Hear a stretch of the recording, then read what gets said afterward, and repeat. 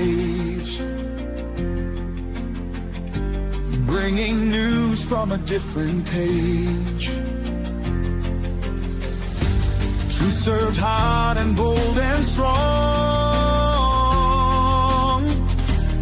Every week we sing along.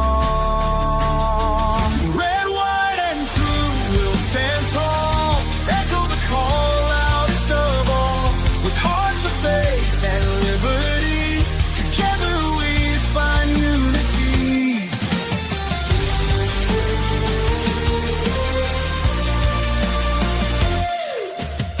Stories that make you think and pray. A light awaits at the end of day. Guided by the stars and stripes, through the stormiest of nights. Red, white, and true will stand tall. Echo the call loudest of all. With hearts of faith and liberty, together we find unity.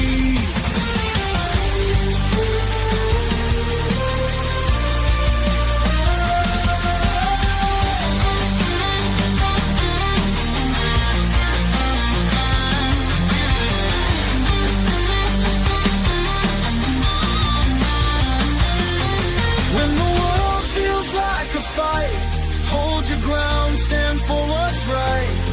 In the truth we'll find our way. Ed and Ronnie light the way. Red, white, and true we'll stand tall. Echo the call loudest of all. With hearts of faith and liberty, together we find unity.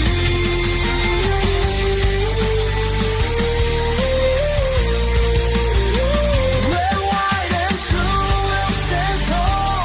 Echo the call loudest of all. With hearts of faith and liberty, together we find unity.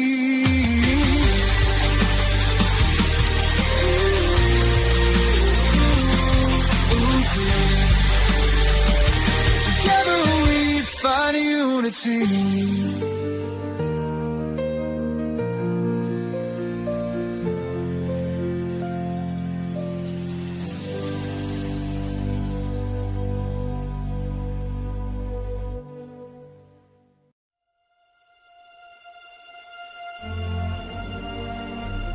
Ladies and gentlemen, this is Red, White, and True with Ed and Ronnie, and the show starts right now.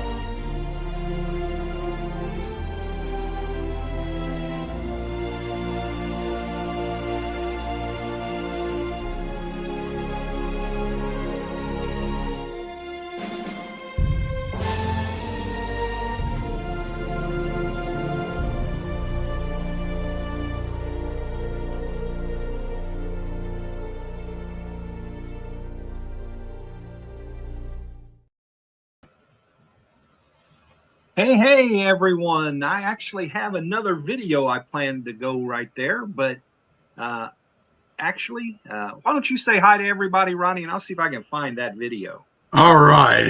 Good evening, everybody. We've got a lot of stuff we want to cover today. Some strange stories going on here. We've got Yes, they are. yeah, we've got Trump and Mamdani. We've got Marjorie Taylor Greene. We've got Ukraine again. And On a special edition of Red, White, and True with Ed and Ronnie. Is a new bromance brewing in Washington? According to the left, you would think so, as they are trying to wrap their heads around the fact that Trump and Mamdani seem to get along. And MTG is out. Marjorie Taylor Greene says she is resigning. All this and more on the special edition of Red, White, and True with Ed and Ronnie.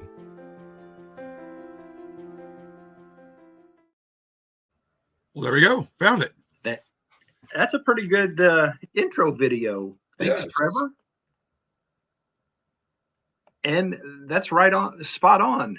Now, when you lean back like that, you go from looking like it's raining over your shoulder to looking like you're getting ready to get burned. Yeah, there's a fireplace. There's the fireplace. There it is, yeah. Well, welcome everyone.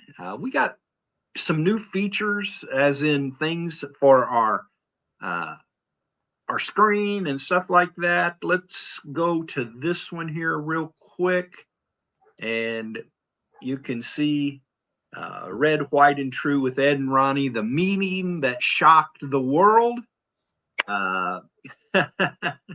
There you go. Boy, we got some things to say about that. Yeah, shocked might not be a strong enough statement. Right. We've got this feature that we're going to use sometimes. Watch where the comments go. And we'll see how that goes. Yeah, that look right there, Ronnie, makes it a little bit bigger. I think we've got that set as big as it will go. Yeah, I think so too. So we'll bring that up. Hopefully it encourages people to comment more, because we love your comments. It's always good to interact with people. And what do you want to start with, Ronnie? You want a couple videos? How you want to do it? We can do whatever. I've got Trump Mamdani, and I've got a bunch of videos to go with it. Well, let's hold off on that for just a second. Let's not go straight for the jugular. Don't want to just jump straight in yet?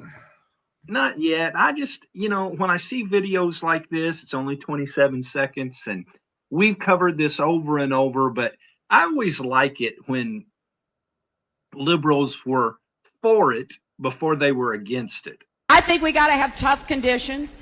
Tell people to come out of the shadows. If they've committed a crime, deport them. No questions asked. They're gone. Sounds good to me. If they've been working and are law-abiding, we should say, here are the conditions for you staying. You have to pay a stiff fine because you came here illegally. That idea makes a lot of sense. You have to pay back taxes, and you have to try to learn English, and you have to wait in line. Thank you! Now, if she were to say that today, well, first of all, she'd sound like she was MAGA. And second of all, they would call her a hateful bigot, Nazi, racist. What's the phobe that goes with the border? Border phobe, I guess. Yeah, border phobe.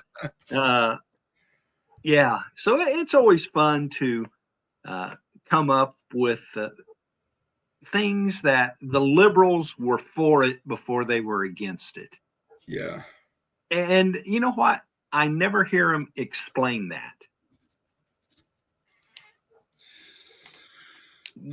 They're like crickets chirping, Well, because they realize they're in the wrong, so. One of the two views has to be wrong, right? They can't both be right. Yeah, they can't. Yeah, they can't both be 100% right. We've done liberal hypocrisy to death, and we could do it to death again. It's just, that's all it is. Well, and I've got another short video, and then after this one, be ready to go with Mamdani. Okay. I really like this comedian. Your mom really likes this comedian, but what he's actually a pastor turned comedian, and he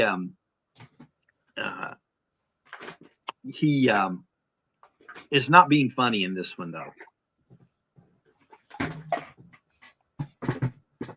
One thing about me, I'll forgive you, but I ain't forgetting nothing. I'm forgiven, not confused. Listen, people act like forgiveness gives them VIP access back into your life. Nope, I'll forgive you, I'll pray for you, I'll smile at you at Walmart, but I ain't letting you hold my baby, borrow my car, or sit next to me on a church pew ever again. Some folks think forgiveness means I'm supposed to act like the last 3 seasons of You're Crazy didn't happen. No, sir. This ain't Netflix. I remember every episode you starred in. I got the receipts and the reruns saved. And you ever notice the ones who hurt you are the first ones to say, I thought you were a Christian. I am, sis. That's why I didn't slash your tires. That's spiritual growth, baby. Forgiveness just means I let it go. It does not mean I'm giving you another chance to audition for my life. Nope, you're not in the cast anymore. You've been written out. Season finale. But hear me. Forgiveness is still freedom. It's me saying, I'm good. You go be blessed somewhere over there. So yeah, I'll forgive you real quick, but I ain't forgetting what God taught me through you. And some of y'all know what I'm talking about because your friends swear forgiveness equals amnesia. It don't. Okay, well, Damn. it had humor within it, a lighthearted way of looking at something that is a um, very real. And so are you here? We got one of these. I started to just do it um, on my keyboard here, which wouldn't have sounded very good at all. But we've got this.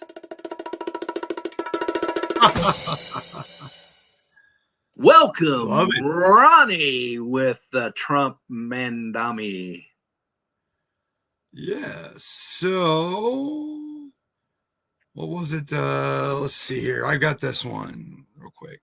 Is the White House meeting real? Who knows what's real these days, but do you understand it as a real thing? We did reach out to the White House, and my team reached out because of a commitment that I made to New Yorkers, that I would be willing to meet with anyone and everyone so long as it was to the benefit of the 8.5 million people who call the city home and their struggle to afford the most expensive city in the United States of America. Do you think a lot of people go into meetings with Donald Trump, I think, thinking they're going to be the one to get over on him? And I sometimes often think, I've watched this now for 10 years, they screw up because they think they underestimate him. Like, what is your goal for a meeting with Donald Trump? What do you want to come out of a meeting with Donald Trump? I want to just speak plainly to the president about what it means to actually stand up for New Yorkers and the way in which New Yorkers are struggling to afford this city. And frankly, cost of living is something that I heard time and time again from New Yorkers about why they voted for Donald Trump. And this is something that is only continued in the last few months of this year, where we're hearing about childcare concerns, rent concerns, Con Ed concerns, even just getting on the bus just $2.90. And just to make it clear to the president that this is what we're talking about, these are the stakes for New Yorkers and their ability to keep calling this city their home.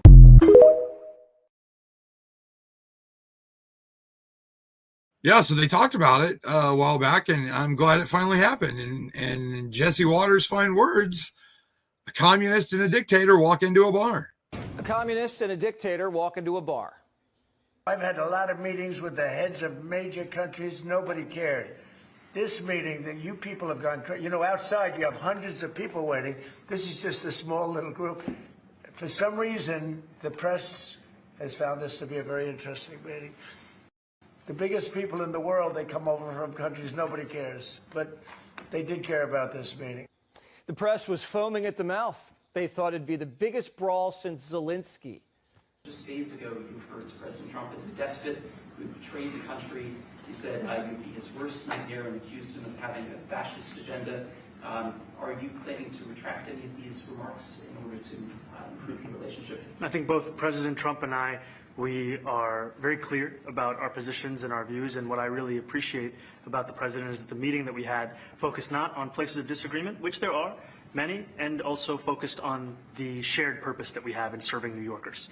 And I've been called much worse than a despot, so it's not that insulting. Let's try that again. Are you affirming that you think President Trump is a fascist? I've spoken about... That's okay. You can just say okay. yes. Okay. Yeah. It's easier. It's easier than explaining it. I don't mind. The name calling, that's politics. Trump's been giving it and taking it his whole career. This sends a signal to Democrats that Trump's really about business. And if he really was a dictator, would you let some guy come into your house and call you that? No. And did Mamdani go in there and hide his face like Big Gretch? No. Zoran's mayor, Trump's president, so let's get down to it. I kind of like that. What do you think?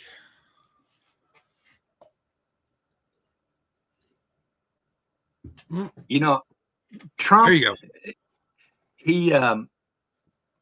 Trump will surprise the journalists. They think everybody's kind of on eggshells about the socialist word and the fascist word, and Trump's like, screw it. Go ahead. You've called me a fascist. I know. Pretty much.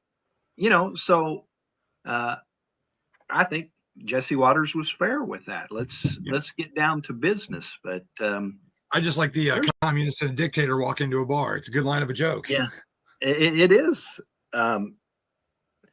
But I'll say some of my opinions for after you've played some more on their meeting. Okay. All right. Let's see here. I just want to congratulate. I think you're going to have hopefully a really great mayor. The better he does, the happier I am. I will say there's no difference in party. There's no difference in anything. And we're going to be helping him to make everybody's dream come true, having a strong and very safe New York. And congratulations, Mr. Mayor. Thank you, Mr. President. Thank you. I appreciate it. Please. I appreciated the meeting with the president, and as he said, it was a productive meeting focused on a place of shared admiration and love, which is New York City, and the need to deliver affordability to New Yorkers, the 8.5 million people who call our city their home, who are struggling to afford life in the most expensive city in the United States of America. We spoke about rent, we spoke about groceries, we spoke about utilities, we spoke about the different ways in which people are being pushed out, and I appreciated the time with the president, I appreciated the conversation. I look forward to working together to deliver that affordability for New Yorkers. Honestly, I think at this point he's promised so much free crap and all that, and he's gotten in and he's going, oh crap, I can't make all this work. So now he's kind of reaching out for help. I don't know. I'm just going to be upfront about my feelings here.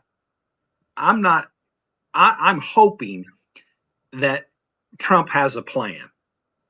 Yeah. Because at one point he said that they would cut off funding for New York. Now the federal government's going to help New York. My position on the new mayor of New York has not changed. It changes zero from that meeting. They needed to have that meeting, but it doesn't change nothing as I look at it from the outside looking in, because as in every case, you have to show that you're going to do what you do. And if he's going to be a socialist and he's going to open the grocery stores and as he said, the bus lines, the rent, and all of those things that sound great. And then Trump says, we're going to give them money. It goes from New Yorkers paying for that crap to you and I and every other person in the United States paying for that crap. And nobody's paying that for me, and nobody's paying that for you. And, I just have to hope in this one that Trump has a plan more than just sucking up to a socialist. Yeah. Yeah. I mean, that's just being real. I mean, when I found out about this meeting, I was actually kind of worried about it, thinking that Mamdani was going to go in there and act like an ass or something. And it looks like they're, like it said in the title, the BFFs, new bromance going on. And well, you think about it again, stepping back and looking, Trump's a New Yorker. I mean, through and through, that's him. He's a New Yorker. He may have moved to Florida. Smart move tax wise, but he's a New Yorker, and hopefully they both want what's best for New York. Yeah, absolutely.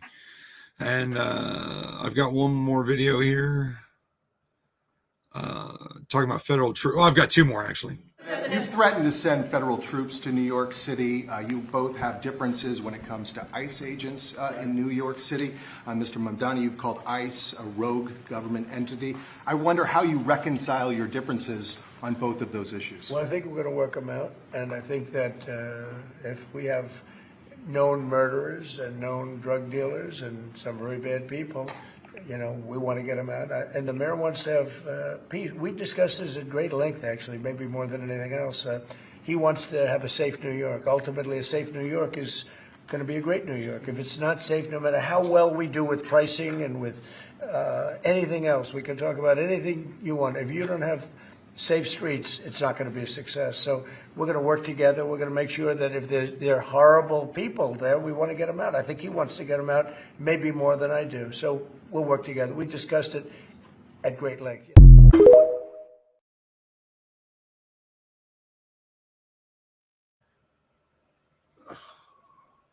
And so you see what your mom said there. Did New Yorkers forget 9/11 and who was behind it? And I get that the younger generation thinks that that's how we think about everything. You know, we think about way in the past and everything, but you know, never forget.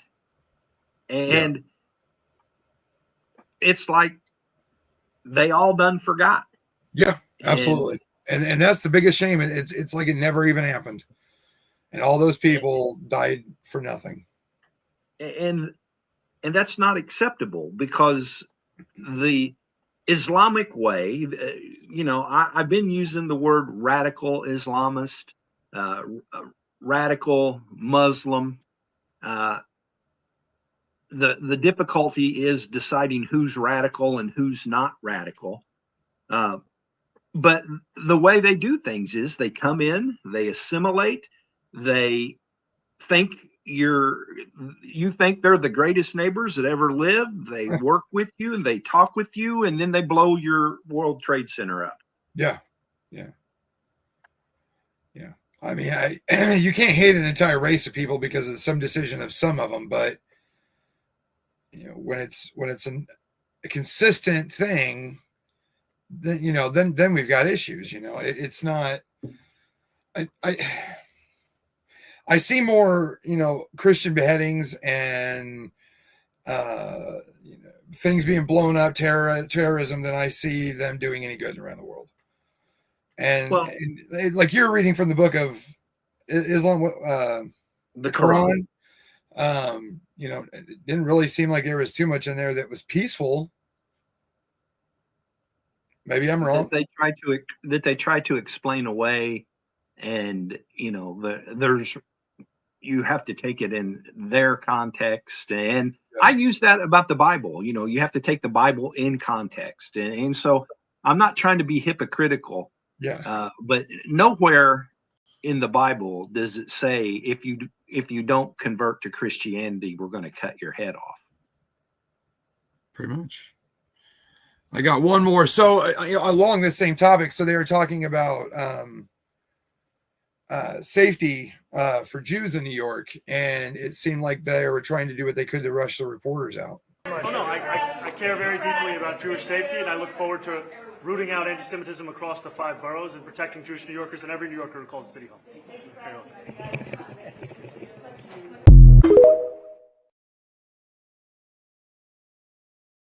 I don't know what that was all really about. Well, I think probably the Trump's people that were in there thought that that could turn ugly in a hurry. And so they were trying to shoo him out before it turned ugly. You know, your mom says here, why would we vote them in as a mayor? You know, they shouldn't have had to have rushed those folks out that fast, because they should have been confident that he wouldn't say anything negative about the Jewish population in New York City. And, you know, the way we can tell about a person and how they're going to do things is looking at their history of how they've done things. And it's clear he does not like Jews. He does not have any respect for that community. He's more on the Free Palestine side of the equation.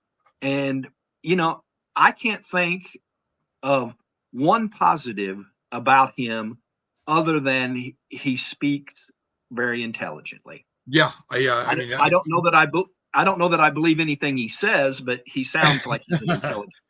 I don't know if I'd vote for a person just because they speak intelligently. I mean, you know, you've got to have some kind of substance in there, and I don't think he had any substance. Free this, free that. we're going to give this to you, we're going to give that to you. And then he suddenly realized there's no easy way to do that. So he's been asking people for money and donations, and now he's in there kissing the ring.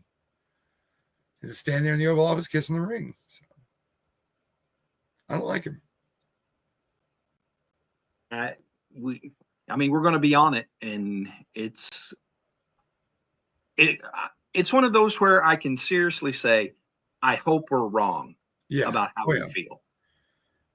I don't want New York City to go down the tubes, but it's already partway down the tubes to begin with before this guy ever takes over. So it's pretty much pray for the best, but plan for the worst.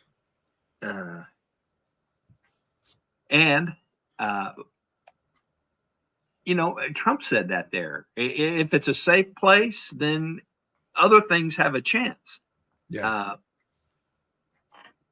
If you can't get tourists to be able to walk down the streets safely, then your economy's not going to be good. That's what New York City is. It's for tourists. And so we'll see. We'll cover, and we will be red, white, and true. We won't be red, white, and assume. Now, somebody might say, well, you hypocrite, you're assuming that he's going to govern in a certain way. And as I said earlier, the only way we can tell what he will do from this point forward is what he has done in his past. That's right. If he changes and his past does not come back to haunt us, then good. Absolutely. Well, I had an honor this week, Ronnie. I was able to do an interview, and I'm going to play a trailer for a movie that comes out tomorrow. It's actually a documentary. It's not a movie. It's a documentary from the brothers for King and Country. And so I'm going to play the trailer for the movie, and then back to back, I'm going to play. I was able to it was a group interview. It was a Q&A, and we didn't think everybody that was in there was going to get to ask a question.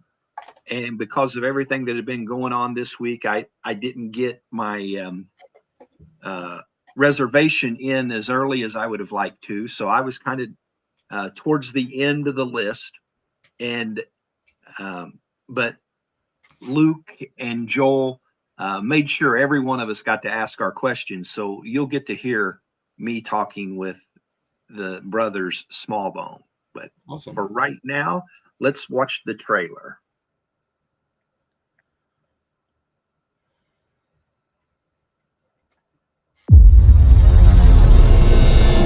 Where do we begin? This is Dad, our mum, my older sister, Rebecca, me, Joel, and here's Luke. We are basically the Australian version of the Von Trapp family. Before for King Country, I created my own little EP called Joel. I just thought, well, that's that. Here comes superstardom. I didn't like any of it. I said, I don't think this solo thing's going to work. What about experimenting with your brother? There was every chance that Joel and Luke were investing in the pipe dream. It did feel like we're failing. There is a certain drive you have to have or you're never going to make it. For 5 years, Luke and I wrote awful music. It was such a vulnerable time because everything was hanging in the balance, and then Luke started losing weight. This may be a terminal illness. We might lose him. You never plan for a moment when the person that you love says to you, just don't leave me. I want him here. I need him here. Set everything aside. Set our history aside. Let's choose each other. I'm glad for them. I'm glad they have each other. They don't have to do it alone. It's a hard thing to do alone.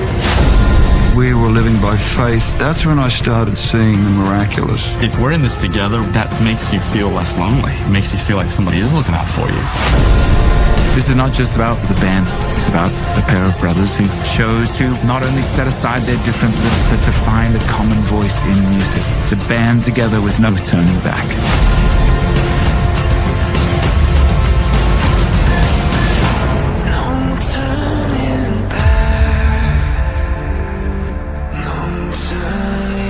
We'll start with the easy stuff. I can't wait for the hard stuff.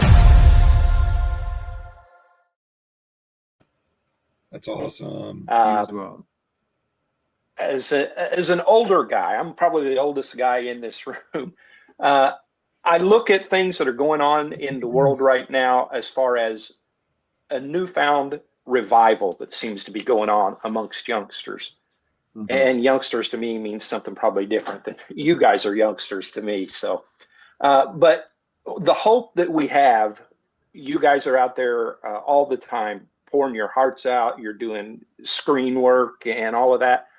Tell us about the hope that you see in a Jesus revolution and revival.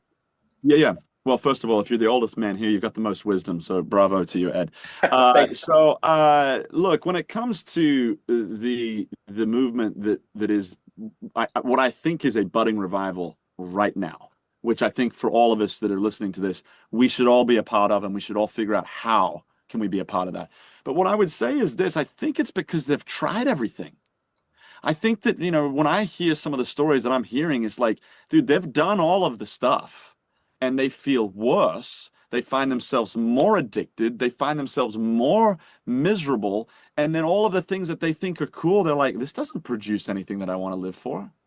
And so they're looking for something as crazy as Jesus. You know what I'm saying? Because if you think of it, that what they would probably have lived life going, I'm going to do all these things. That guy over there, he's insane. I'm never going to do that. And then they go, well, all the other crazy stuff that I've tried, maybe I need to go crazier. And they're going to try, they try the blood of Jesus. And all of a sudden, it doesn't mean that it instantly changes their circumstances, but somehow it instantly changes their joy. It instantly changes their peace. It instantly changes what's going on in their head. Now, I've got to have accountability. There's a process. There's got to be healing. But what I'm seeing is people that are hopeless leaving certain rooms hope-filled. Explain that to me. It's a modern-day miracle. Absolutely. It doesn't exist. If you start following these people's lives that are turning to Jesus, they have the most upsetting, the most tragic life stories. And yet they come in with the same amount of baggage, and they leave feeling freedom. Explain that to me. It's miraculous. And so to me, that's the hope that obviously that we try to convey in our songs. It's the hope that we can try to convey in our lives. And that's the hope that we look forward to continuing to deliver through the stories that God continues to give us. Thank you guys so much. You're awesome. Thank you, man.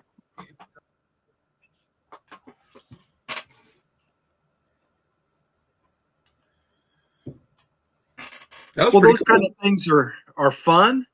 I used to do that kind of stuff all the time, and who knows, maybe I'll get more opportunities as we go forward to do that again. Let's get some red, white, and blue in the background. Red, white, and blue for red, white, and true. There we go. I really don't want to look at Mamdani's face anymore. So something big happened last night. She kind of waited until after everybody was done and either home for the weekend or whatever. And we're going to let you tell us about this big news that took place last night. Well, Marjorie Taylor Greene, after all these complaints and fights and everything, she quits. Now I've got her video. I had to shorten it a little bit because we can only have 10-minute videos on here, and hers was like 10 minutes and 3 seconds, but I'll play a little bit. Hi, everyone. I've always represented the common American man and woman as a member of the House of Representatives, which is why I've always been despised in Washington, D.C., and just never fit in. Americans are used by the political industrial complex of both political parties, election cycle after election cycle, in order to elect whichever side can convince Americans to hate the other side more. And the results are always the same. No matter which way the political pendulum swings, Republican or Democrat, nothing ever gets better for the common American man or woman. The debt goes higher, corporate and global interests remain Washington's sweethearts, American jobs continue to be replaced, whether it's by illegal labor or legal labor by visas or just shipped overseas. Small businesses continue to be swallowed by big corporations. Americans' hard-earned tax dollars always fund foreign wars, foreign aid, and foreign interest, and the spending power of the dollar continues to decline.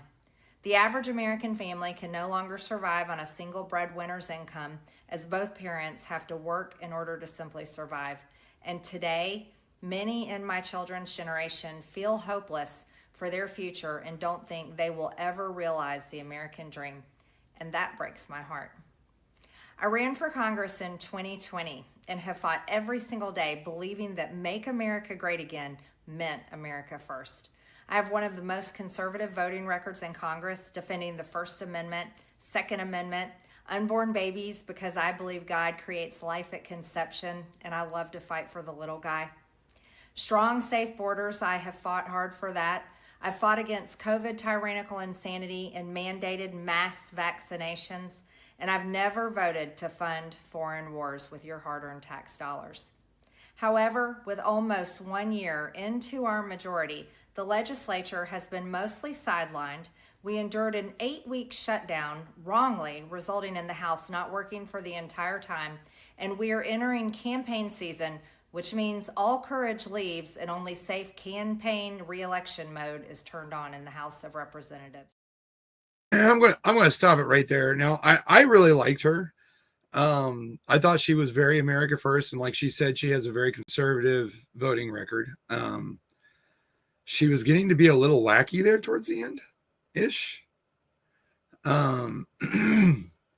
She was just about to go against Republicans with the shutdown, which in my next clip, she does talk about her future, what she's going to be doing in the future, and that her daughters still don't have insurance because of this, or they can't afford insurance. What is your future like? It seems like you still have a lot of energy around this. You're still very passionate about it, but I can also tell you're frustrated too. Yeah. Do you still see yourself in Congress? Do you see yourself running for higher office at some point? Have you thought that far in the future about what could be next for you? I haven't thought that far in the future. No. I hope things like grandbabies are in my future. That would be fantastic. Totally putting pressure on both my daughters, who, by the way, can't afford health insurance either. So that's where my heart is, really. My kids are, they're all in their 20s. 2 out of the 3 have aged out of being on my insurance. And so you're seeing me being a mom who's frankly really pissed off at a lot of the failures that I think come from decades of both parties. I'm not happy with both parties in a lot of ways, but I think that's a sentiment that a lot of other people feel too. Are you committed to running for re-election even? Have you thought that far down the road? Oh, certainly. I haven't made any things like that. Honestly, I don't even think about it. Right now, I'm just like, damn it, why aren't we back? So I don't know. I'm going to miss her. She always wore the hats. Trump was right, and stuff like that there at the in Congress and stuff like that. So we'll see what happens with her. Well, the last couple of months, basically since the shutdown started, she kind of started taking on Trump. Yeah. And Trump is very big on being loyal no matter what. And I'm going to tell you, I got a problem with that. One of the ways that we survive as a democratic republic is that you disagree on some things. Yeah.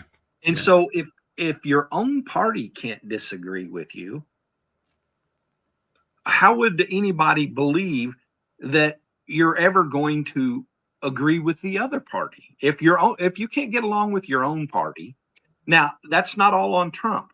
She did start to do some goofy things in my estimate. Well, actually, when she first started off, the left loved all the way out there stuff that she handed them, basically. Yes.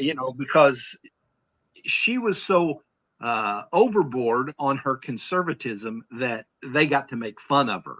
Yeah. The hats and But then, as time went on, I thought she became more respected, and her way of doing things lined up pretty much with the way I think about things. There's nothing that she said in that video that threw up a red flag for me. What a topic that is, red flags. If you only knew, you'd only know. But I was disappointed, not in that her and Trump basically butted heads before she resigned. Yeah. But I was disappointed that Trump just kind of buried her on the way out. Pretty much, yeah. You know, I thought that he would be amicable, and he basically just trounced her again and said the things that he had said the few days previously when he pulled his support, his recommendation. What word am I looking here for? Pulled his backing, endorsement. Yeah. Yeah. So, well, I wish her the best of luck, and you know, sometimes it don't work out, and apparently it didn't work out. And you know, when you're burnt out and frustrated, yeah, sometimes you just got to get out. Personally, for me, it seems almost the coward's way out. You know, that there's people relying on her, and she just decided to jump ship. And that was my first thought as soon as I heard it. Like, whoa, wait a minute. What about the people that are relying on her?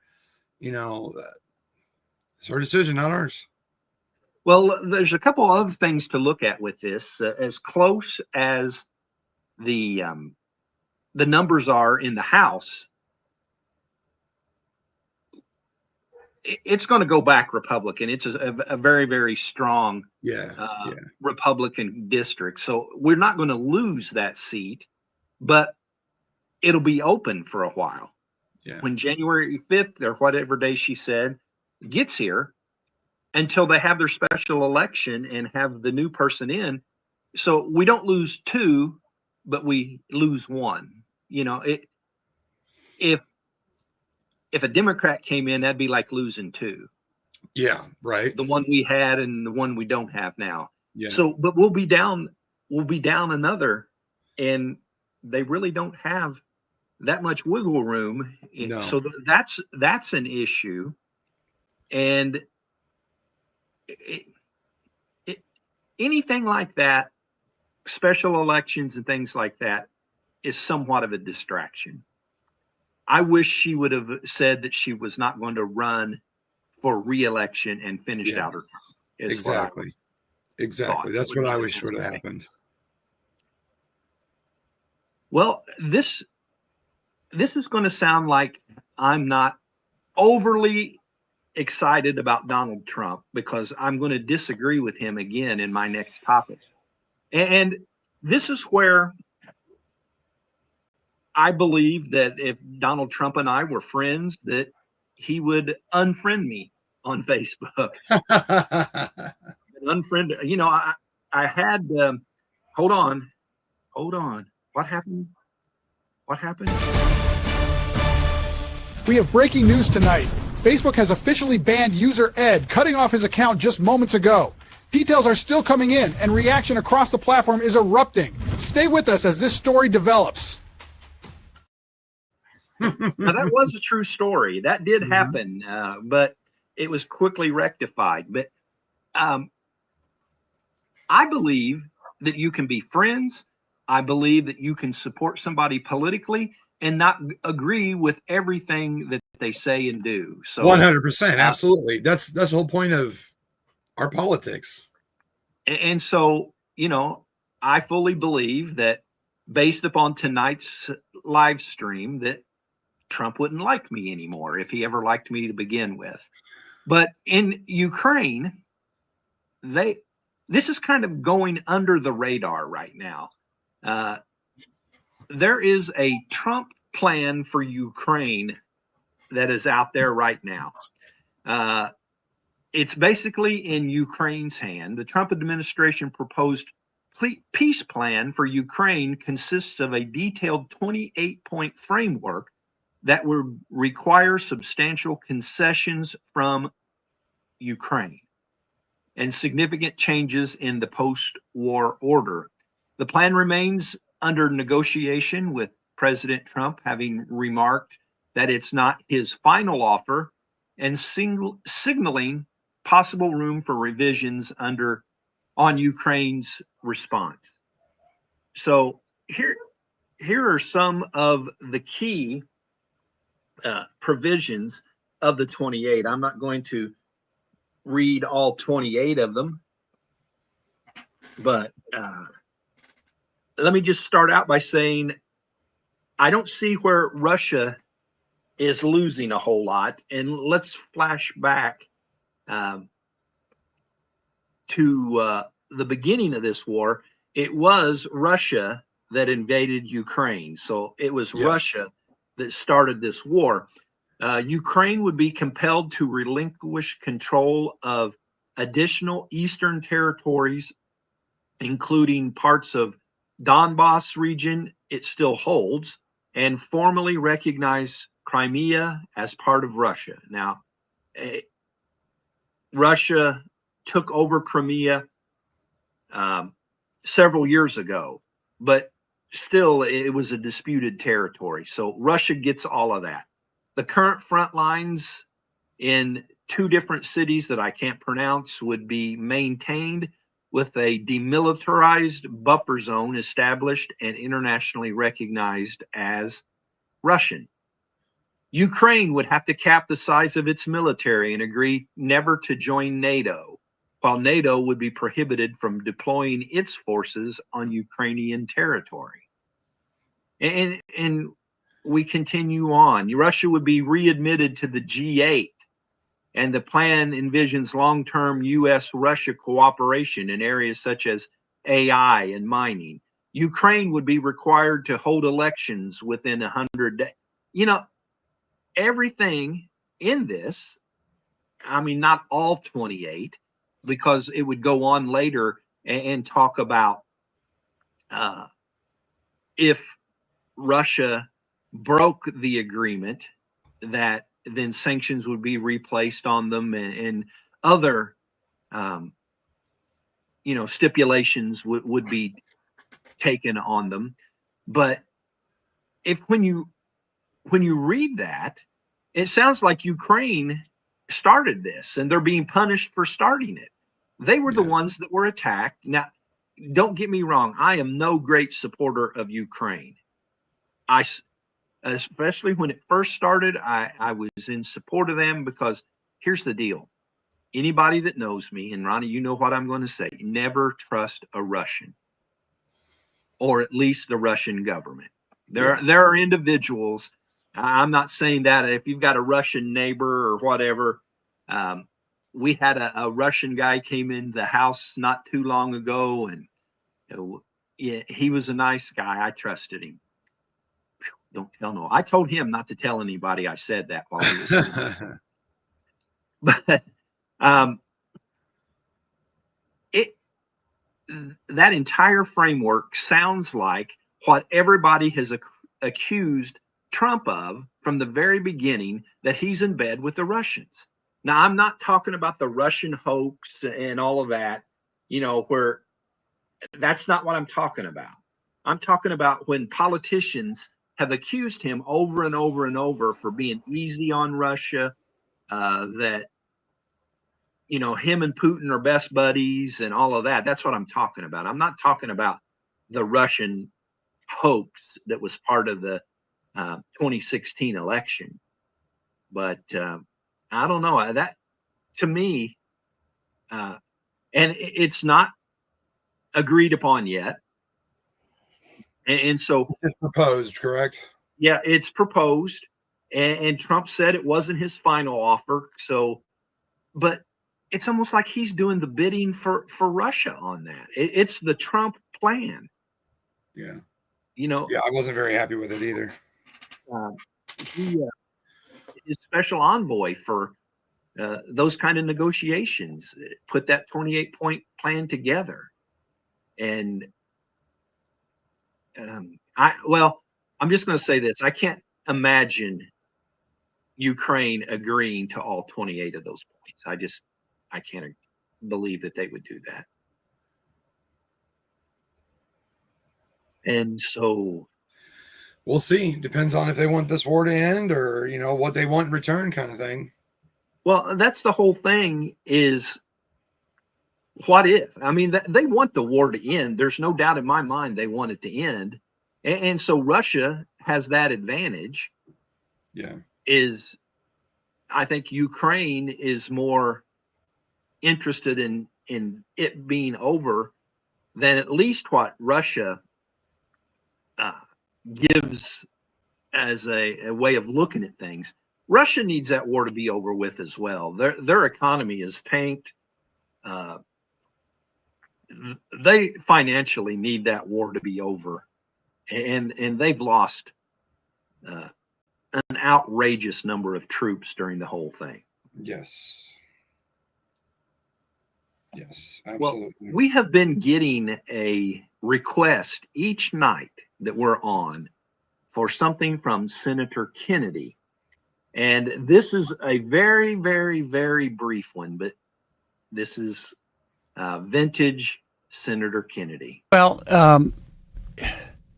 I don't enjoy pointing out that people are morons, but it's part of my job, particularly with judicial nominees. President Biden, he made a couple of good appointments. When they were good, I voted for them.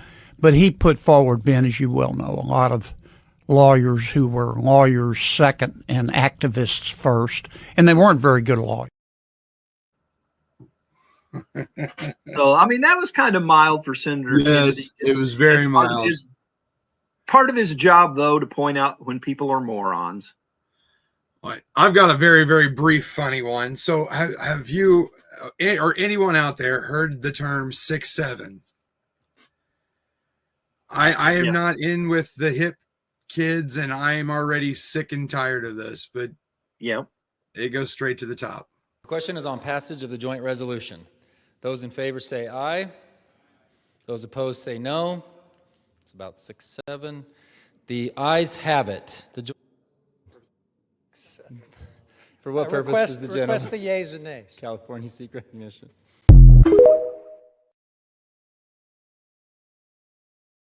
I really, really hate it when old people try and be cool. Well, old people should not even understand this. The best I understand as an old person is 6'7" means nothing. Yeah, really nothing. And that's why that's why he said that about no yays and no nays. Yeah. 6'7", I guess there's nothing. Yeah. But I think that's the joke, that 6'7" is so popular, but it means nothing. And everybody's trying to figure it out. Oh, what's 6'7"? Oh, what? I don't know. I just remember in the 90s when old people, like, I'm going to not give an example of what old people I'm talking about, when she started saying cool. Yeah. She's not. You must be talking about your grandparents. Yes, absolutely. Not your mom. No. You can't be talking about your mom. Absolutely not. That's good. I'm really glad. She's here. You're here. I'm here. Oh, my. Is she asleep right now, though? She's taking a nap? No, she's listening. Oh, no. So I guess that invitation to dinner just got revoked. You're still in good terms. You're still on good terms. Okay. Now, there is a disclaimer for the next video I want you to show. There is at least one F-bomb in this, but if we had a way to beat that out, we would. But outside of that, this is a very, very, very true 1 minute and 7 seconds. So do you want to know how I know the whole system is corrupt? Because not one of them has been arrested. Not one. Not a single elite politician, banker, CEO, or so-called public servant who sold us out, lied to our faces, or destroyed our fucking lives. None of them been thrown in prison. We've seen the crimes.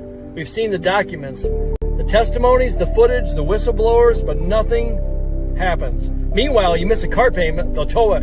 You owe the IRS, they'll drain your account. Trust me, I know firsthand. You protest peacefully, you're the problem. But them, they traffic kids, insider trading, lie under oath, send your tax money overseas, and it's just another Tuesday. No justice, no consequences, no accountability. This ain't about left or right anymore. It's about them versus us. And they're laughing at us because they know the system protects them. And we just keep playing along like usual. Just another day at work. And there's nothing we can do about it, unfortunately.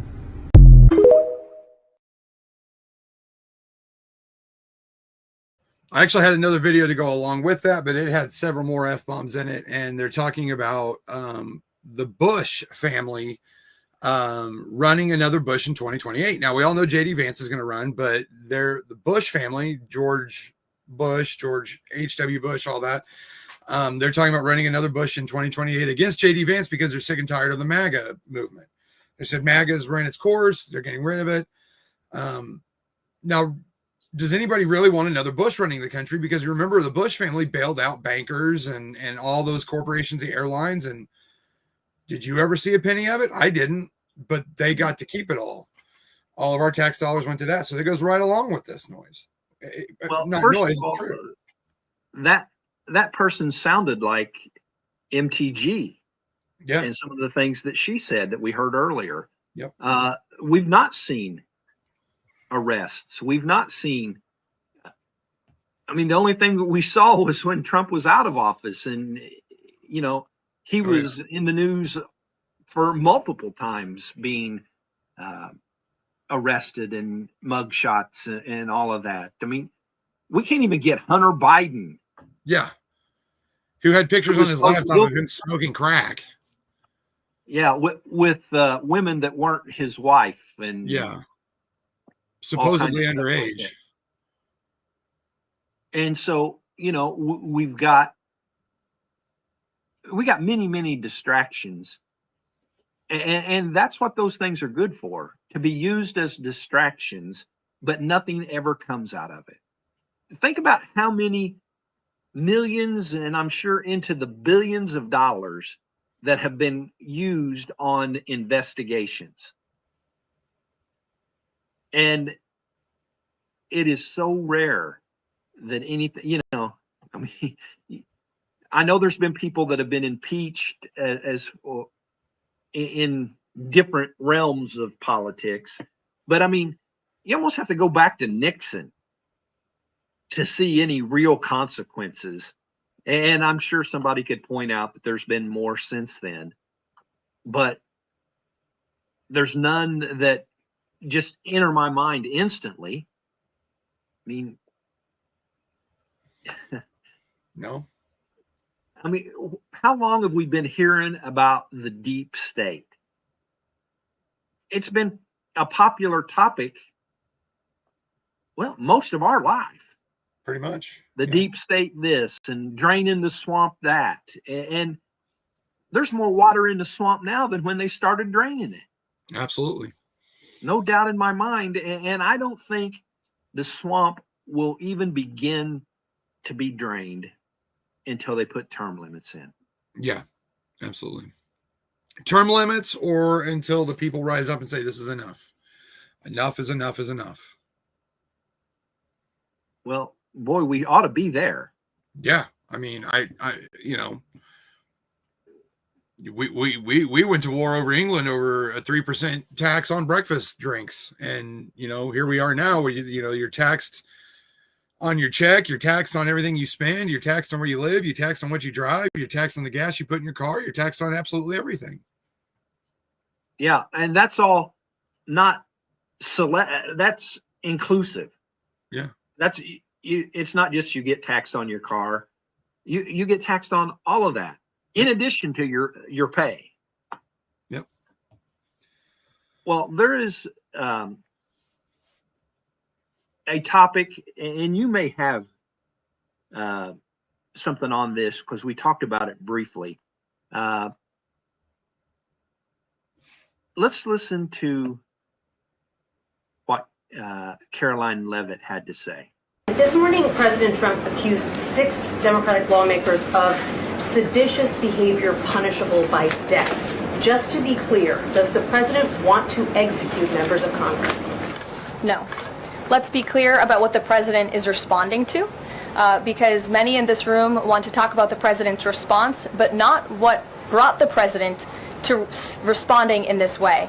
You have sitting members of the United States Congress who conspired together to orchestrate a video message to members of the United States military, to active duty service members, to members of the national security apparatus, encouraging them to defy the president's lawful orders. The sanctity of our military rests on the chain of command. And if that chain of command is broken, it can lead to people getting killed.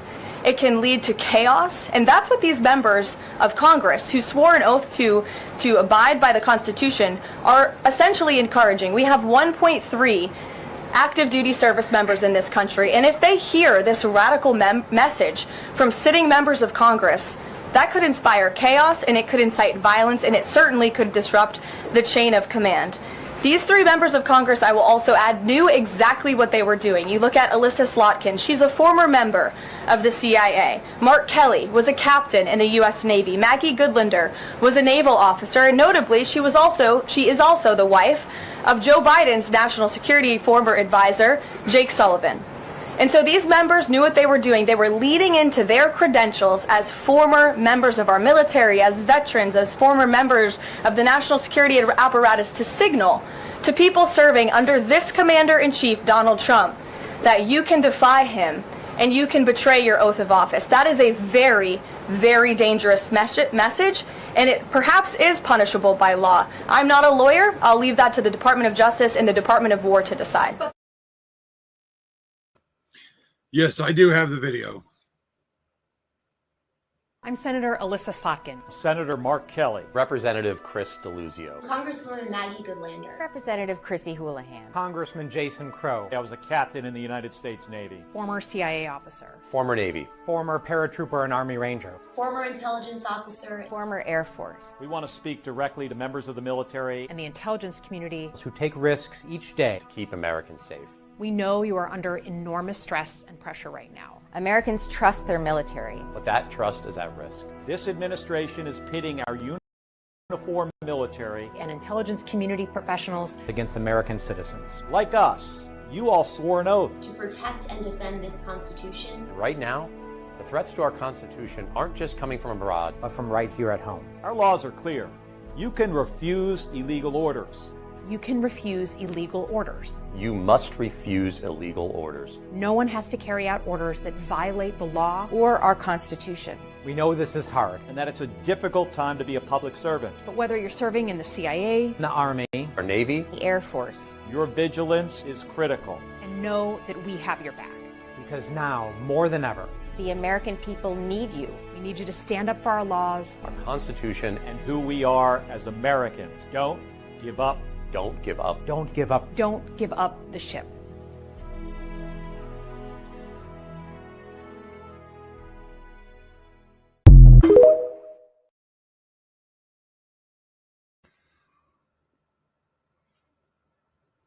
Well, let me just say this. I had only read about that video. I think I read the entire transcript of the video, but that is actually the first time I've watched the actual video that was produced and was directed toward the military. And I'm more angry about that now than I have been since the very first time that I heard about this. You go back to what Caroline Leavitt said.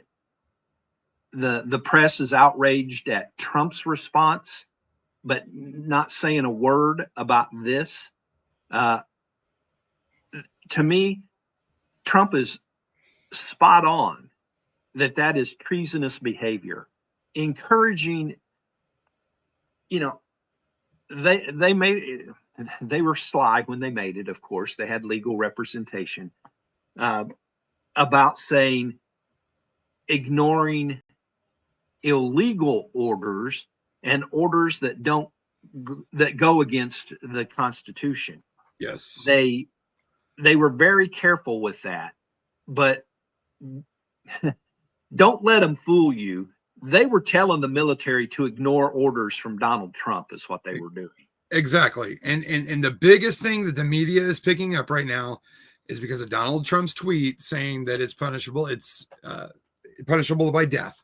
And so now everybody's, oh, Donald Trump's calling to hang Democrats. And that is not what he said. No. It's treason and it's punishable by death. That's treason is punishable by death. Look it up. You know, if you don't believe Ronnie, don't believe me, don't even believe Donald Trump, look it up for yourself, and you will see that treason, the punishment is for up to the death penalty. But he didn't say, I think they should get the death penalty, or I'm going to pursue them being charged with treason. Yeah. And oh my goodness. And he didn't say, I'm going to go around hanging Democrats. But ever since Donald Trump's tweet, I've got the Democrat rebuttal. Well, you want me to play it? Sure. Yeah. The President of the United States just called for Democratic members of Congress to be executed.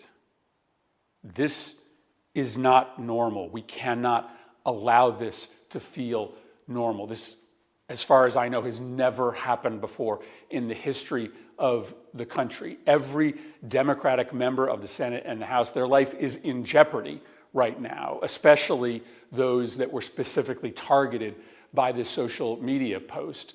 Democratic senators and House members who were simply saying that no member of the military should act illegally or in violation of the Constitution. The President of the United States just called for members of Congress to be executed.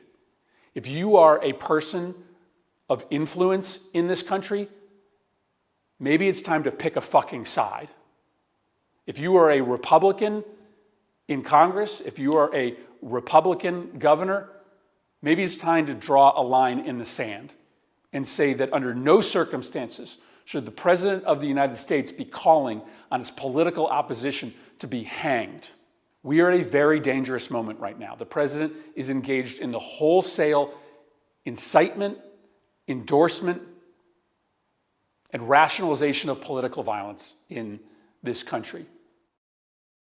My apologies for the F-bomb. I must have missed that. But I like how the left literally is sitting there spouting treason, which, like we discussed, is punishable by death. And now Donald Trump wants to hang Democrats. Come on. I mean, did the guy that was the captain in the Navy, did he not ever study at military college or anything? I mean, the CIA, the CIA, former CIA, didn't they go to Quantico and they discussed treason and all that kind of stuff? I'm not in the military, and I knew that. But all these former high-ranking people, they don't know what treason is. They knew exactly what they were doing and saying. Absolutely. And it's even worse than what they did or said. It was the implications that went along with it. And how dare the party that cheered Charlie Kirk's assassination, how dare the party that are upset that Donald Trump wasn't assassinated, how dare the party who has incited political violence over and over and over, complaining that Trump said that treason is punishable by death. Yeah, at no point in any tweets did he say, I'm going to hang Democrat congressmen. That guy says, well, Donald Trump said he's going to hang Democrat. No, he didn't. He simply said treasonable is punishable by death because it is, all the way back to 1776. And that's what I'm trying to get at, is all these members of Congress should know that. I mean, they should all be educated in some form to be in Congress. I've not attended a day of college in my life, and I knew that treason was punishable by death. So their ignorance to this fact, it's appalling. You know, them turning this around on Donald Trump is appalling. This whole situation, it's got my blood boiling. Well, we are about where we need to be. Yeah. I don't see any unused videos tonight. I do not have any more, and I will have more on this topic come Monday. So, well, and there's a topic that I wanted to talk about and didn't get researched enough. And ironically, it doesn't fit with this, but it's kind of similar. The Republicans that were targeted by the Jack Smith investigation, that their phone records were subpoenaed. And there's two aspects of that. That's a horrible thing that happened, and we need to make sure that doesn't happen again. But there's a second part of it where some money was snuck into reopening the government that would have benefited those people in the Republican Party, and that's getting voted out. They're making a new bill that votes those specific things out because it got kind of snuck in, and most people don't know about it. So, yeah, everybody was wrong in that one. The people that that did that to those members of Congress, mostly senators, but the Republicans were wrong for sliding that money in, and the House is going to take that up real soon on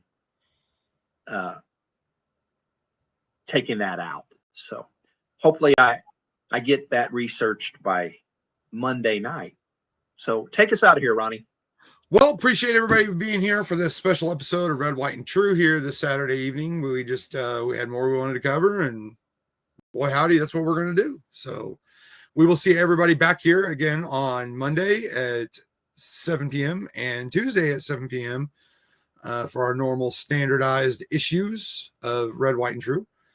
Unless something else happens between now and then, which maybe, we'll see. We appreciate everybody being here. So as we close, we'll say what we always do. Go out and do the right thing.